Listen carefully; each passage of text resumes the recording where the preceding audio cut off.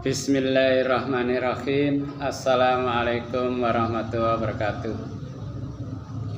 Alhamdulillahirrabbilalamin. Wassalatu wassalamu ala asrafil anbiya wal mursalin wa ala alihi wa sahbihi ajma'in. Amma ba'du, waqad qala ta'ala fi kitabil karim. A'udzu billahi minasyaitonir rajim. Bismillahirrahmanirrahim. Inna anzalnahu fi lailatul qadar wa ma adraka ma lailatul qadar. Lailatul qadri khairum min alfi syahr. Tanazzalul malaikatu warruhu fiha bi idzni rabbihim min kulli amrin salamun hiya hatta matla'il fajr. Hadirin sekalian, sidang pengajian yang mulia pada hari ini, hari ke-21. Diyakini semalam itu malam Lailatul Qadar, karena yang banyak yang meyakini bila pas ganjil, pas malam Jumat, kemungkinan besar itu adalah Lailatul Qadar. Seperti kita ketahui, apa-apa yang dianjurkan di dalam menyambut Lailatul Qadar, diantaranya iktikaf sambil berdoa, Allahumma innaka afuwun karim tuhibbul afwa fa'fu anni. Allahumma innaka afuwun, ya Allah, Engkau adalah orang yang maha maafkan, karim, maha mulia, tuhibbul afwa fa'fu anni, Engkau suka memberikan ampunan, memaafkan, fa'fu anni, maka maafkanlah dari aku.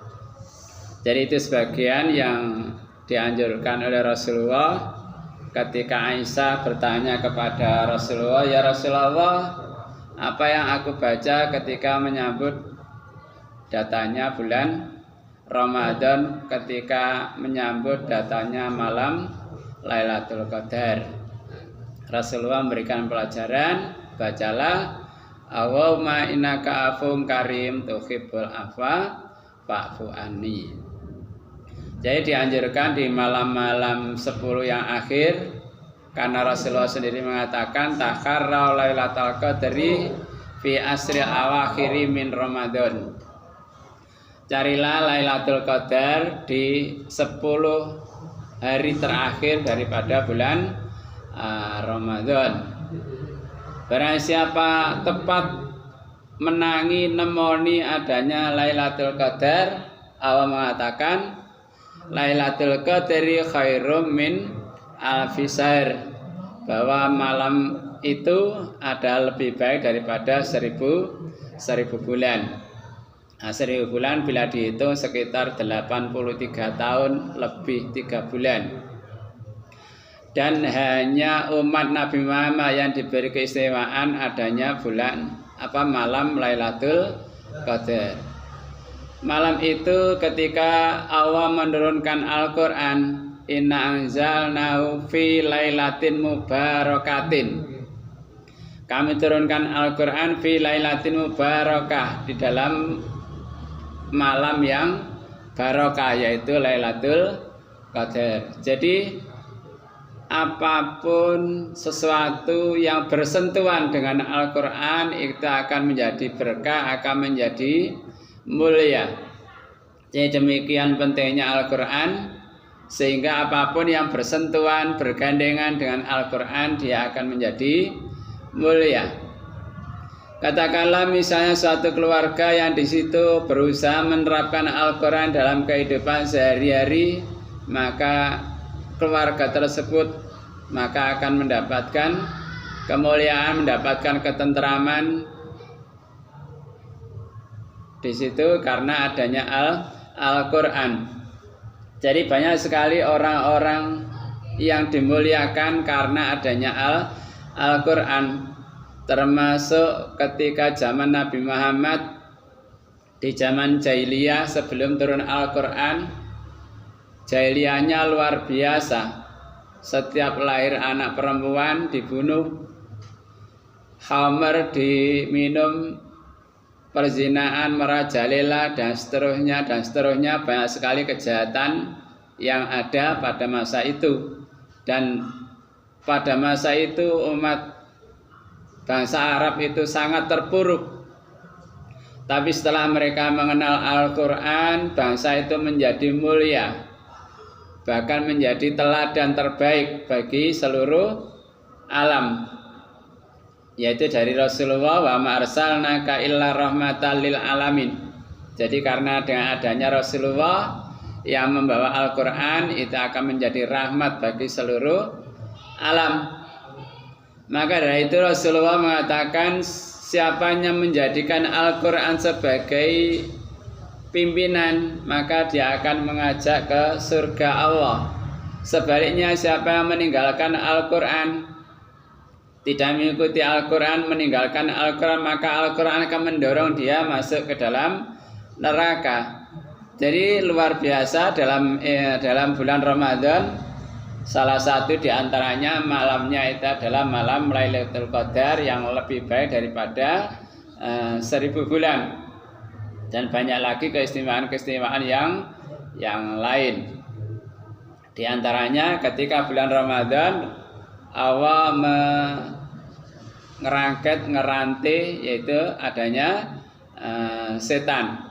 Maka ketika setan sudah dirantai, kemudian surga dibuka seluas-luasnya, pintu neraka ditutup serapat-rapatnya. Kalau masih ada orang yang melakukan kejahatan, kemaksiatan, itu adalah sesuatu yang merugikan diri sendiri. Karena kita masih diberi hidup, berarti kita ada diberi kesempatan untuk memperbaiki diri dari bulan-bulan yang lalu, dari minggu-minggu yang lalu, dari hari-hari yang lalu.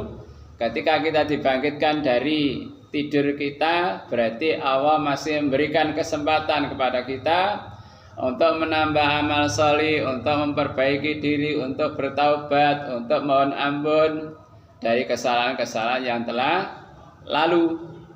Maka kadang-kadang kesempatan ini kita biarkan terlewat begitu saja, padahal kesempatan itu hanya terjadi saat itu dan tidak mungkin terulang lagi.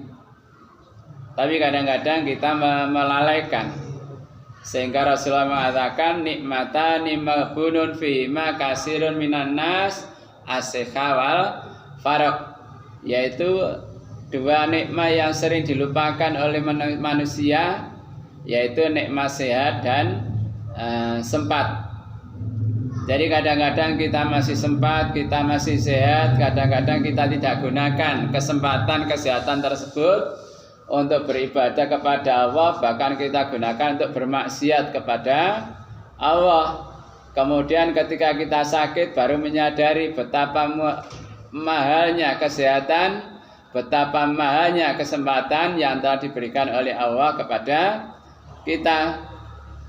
Sehingga Rasulullah mengatakan bahwa orang yang paling cerdas, wong sing paling pinter, yaitu orang yang mempersiapkan dirinya menghadapi kematian. Jadi kadang-kadang seakan-akan kita itu masih berkeyakinan masih hidup lagi, besok masih hidup. Padahal kita harus selalu khawatir, karena malaikat Israel selalu mengintip, ngincer kapan-kapan kita diambil oleh Allah. Jadi adanya Lailatul Qadar, malam yang lebih baik daripada 1000 bulan, ini adalah salah satu keistimewaan bulan Ramadan, yang di dalam malam itu Allah menurunkan Al-Quran ke langit dunia. Dan malam itu nilainya adalah lebih baik daripada 1000 bulan. Di dalam hal mengisi waktu-waktu yang dinyatakan oleh Allah sebagai Lailatul Qadar, malam yang luar biasa, maka Rasulullah mencontohkan dengan ibadah iktikaf. Rasulullah adalah orang yang paling semangat dalam melakukan kebaikan. Tapi lebih semangat lagi ketika Rasulullah bertemu malaikat Jibril, yaitu untuk tadarus Al-Quran. Jadi Rasulullah saja masih melakukan tadarusan. Kadang-kadang kita tadarusan malas.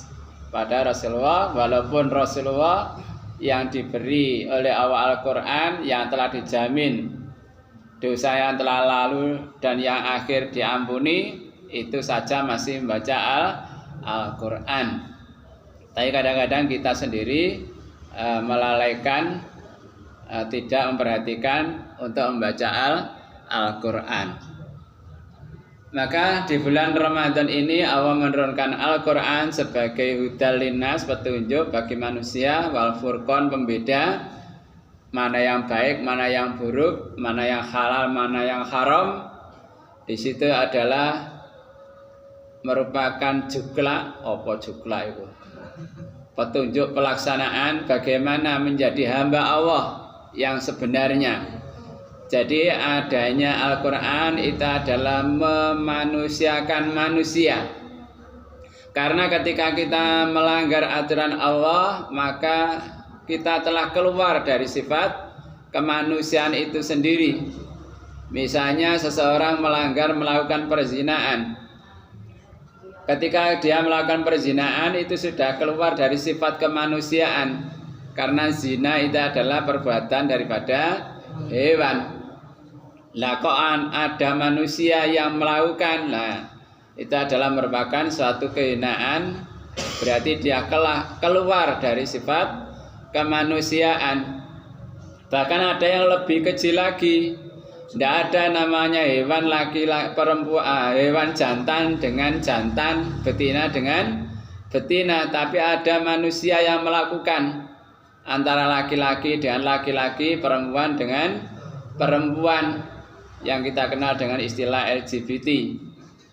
Jadi ketika seseorang itu melanggar aturan Allah, berarti dia telah keluar dari sifat kemanusiaan itu sendiri. Jadi dengan aturan Allah berupa Al-Quran itu adalah untuk memanusiakan manusia, sehingga menjadi manusia yang kamil, sempurna, ketika seseorang mengikuti petunjuk Allah, yaitu Al-Quran. Maka dari itu biasa kita dengar pujiane tombo ati lima warnane, salah satu diantaranya maca Quran angen-angen sak maknane. Jadi dalam membaca Al-Quran angen-angen isinya, memahami apa yang ada dalam Al-Quran, itu akan memberikan ketenangan batin bagi kita.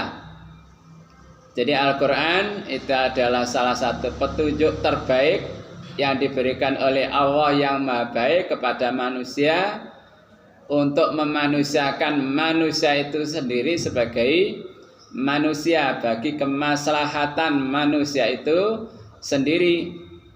Sehingga ada yang mengatakan man amila bi ujiro, barang siapa beramal dengan berdasarkan Al-Quran maka akan diberi pahala.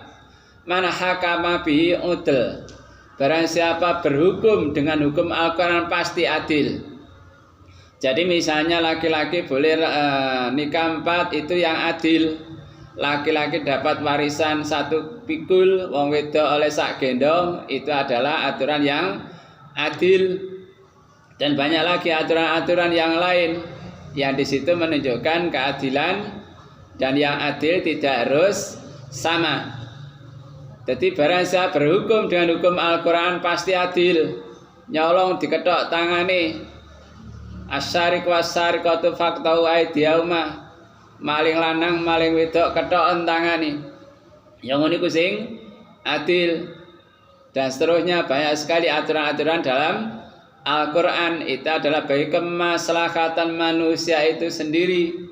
Demikian juga ketika Allah perintah kepada kita berpuasa, Allah perintah kepada kita subuh-subuh untuk sholat, malam-malam untuk sholat, sore-sore untuk sholat, siang-siang untuk sholat, itu adalah bagi kemaslahatan manusia itu sendiri. Dan telah terbukti secara empiris, secara sains, teknologi, secara keilmuan, ternyata di situ mengandung aturan-aturan yang luar biasa.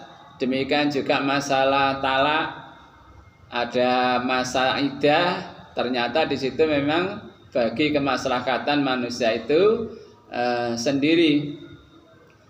Man qala bi sadaqah, barang siapa ngomong berdasarkan Quran mesti benar. Jadi kalau seseorang berdasarkan Al-Quran, dia berbicara berdasarkan Al-Quran, maka pembicaraan itu pasti benar. Jadi barang siapa beramal berdasarkan Al-Quran akan mendapatkan pahala. Barang siapa berhukum dengan hukum Al-Quran pasti adil. Barang siapa berkata berdasarkan Al-Quran mesti benar. Itu ya sebagian apa yang diterangkan oleh Allah tentang Al-Quran. Al-Quran bagi kemaslahatan manusia itu sendiri. Sekian kaji kita. Semoga memberikan kebahagiaan bagi kita. Amin. Allahumma faqina fiddin, Allahumma faqina fiddin, Allahumma faqina fiddin. Assalamualaikum warahmatullahi wabarakatuh.